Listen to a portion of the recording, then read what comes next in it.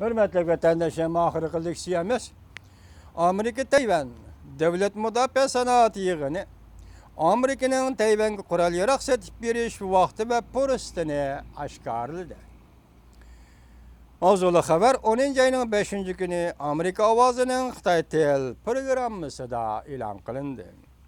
Amerika Virginia Ştatı Kings Miyol Sarıya 2015 yıllık Amerika Tayvan Devlet Müdafaa Sanatı Yığını yakşembe günü Amerika Koşmuş Ştatlarının Virginia Ştatı'nın Kings Miyol Sarıyı'da ötküzüldü.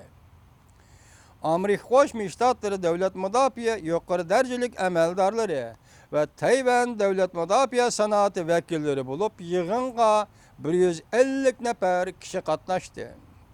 Amerika Tayvan Devlet Müdafaa Sanatı hemkarlığı hem Tayvan'ın küçük kural yarak setevelişi ve özleri suası parhudu yasaş meselesi yığının asaslık muhakeme temisi oldu.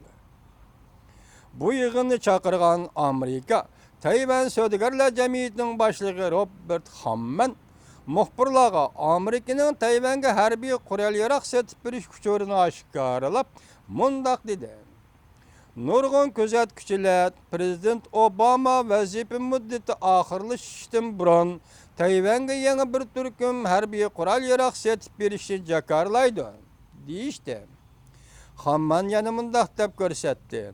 Ötken bir neçe hafta işçiydi ki, yeni terakkiyat şu oldu ki, Prezident Obama hükümeti 12. ayının 11. günü Fransiyada eçilidiğen Halkara Hava Klimat Yığını'dan kiler yılı 1. ayının 16. günü geçe Tayvan'da ötküzülüdiğen Prezident saylimi mezgilide.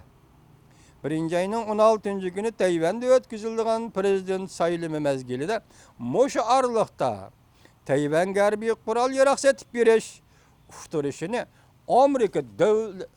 Amerika Devlet Meclisi'ne yetkizdi, yaki uçturdu.